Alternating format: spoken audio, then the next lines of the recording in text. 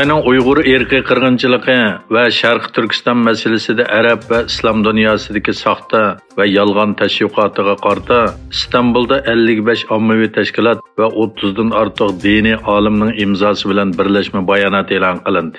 O'tgan hafta Xitoy doiralari Dunyo musulmon jamiyatlar kengashi nomidagi bir ommaviy tashkilot nomida 14 davlatdan kelgan atalmış o'limalarni Sharq Turkistonning Urumchi va Qashqar qatorliq shaharlarni ziyorat qilishga o'rlashtirgan edi. Xalqaro Sharq Turkiston tashkilotlar birligining uyushtirishi bilan 15 noyabr Istanbul bog'chilaridagi bir mehmonxonada Xitoyning islom dunyosidagi ta'tir tashviqotiga qarshi axborot e'lon qilish yig'ini o'tkazildi. Yig'inda e'lon qilingan bayonotda atalmış Dunyo musulmon jamiyatlar kengashining Sharq Turkiston ziyoratidan keyingi Xitoyni qo'llagan bayonotlari tanqid qilindi.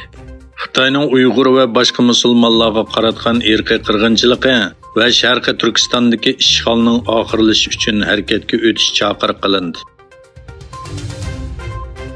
Fransiya Xalqaro radiosining 13 yanvardagi xabarda bildirishicha, Fransiya Xalqaro gazetining Shanxayda turishliq muxbiri Simon Lipatri yozmasida oshkorlashicha, taxminan 15 yil jarayonida Xitoyda ishlangan kamera va ko'zitish sistemasi dunyo bozorida hukmronlik o'rnini egallagan. Xitoy bu jarayonda qilchi ikkilanmasdan kishilarni eng rahimsiz bostirayotgan diktator davlatlarni ko'zitish uskunalari bilan ta'minlab kelgan.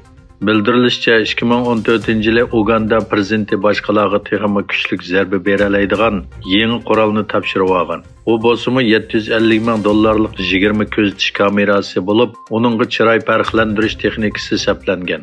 Bu kameraning hammasini Xitoy shirkati Huawei ta'minlagan. Ma'lum bo'lishicha, Birma harbiy hukumati Xitoydan nurg'un ko'zitish uskunalarini sotib olgan yana bir mustabid davlat ekan. Oldin qayning 5da tarqalishchan Xitoy virusi cheklamasi bo'shatilgan Xitoyda ahvol og'ir bo'lgan COVID-19 bemorlarining sonining 100 mingdan oshib ketganligi xabar qilindi. Davlatning Sahiya komiteti davolash boshqarish ishxonasining boshlig'i Chao Yaxuyning aytishicha, og'ir kasal bemorlarning soni 5-yanvar 128 ming bilan eng yuqori saviyaga yetgan. 12-yanvar 105 ming atrofida bo'lgan. Yaponiya bosh ministri Kishida Fumio Hiroshimada o'tkaziladigan G7 rahbarlari boshliqlar yig'inida yadro qurollari bo'lmagan dunyoning tasavvurini o'ttirg'i qo'yishni maqsad qilganligini aytdi. Bosh ministr Kishida o'zining eng oxirgi bekiti bo'lgan Amerikada o'tkazilgan muxbirlarni kutib olish yig'inida bir hafta davomlashgan safarda ayrim-ayrim ko'rishgan Fransiya, Italiya, Angliya, Kanada va Amerika rahbarlari bilan ikki taraflik va rayonlik munosabatni muzokara qiladiganligini aytdi. Xitoy ilmiy tajriba va yer yuzini tafsili kuzatish uchun loyihalangan 2 darajalik yer sharini kuzatish sun'iy hamrohi va Yovgan darajalik harbiy axborot sun'iy hamrohini olam bo'shligiga yuvatdi. Buningdan boshqa Chilo 2 va Chilo 3 yer sharini kuzatish sun'iy hamrohi bo'lgan 14 sun'iy hamroh uzun safar 2 dig raketasi bilan Shanshe o'lkasidagi Tayvan sun'iy hamroh markazidan qo'yib berildi. O'zbekiston taratqullari Rossiyaning O'zbekistonga bu davlatdagi tabiiy gaz to'sh sistemasini Rossiya davlat shirkati Gazpromga yetkazish taklifi berganligini xabar qildi.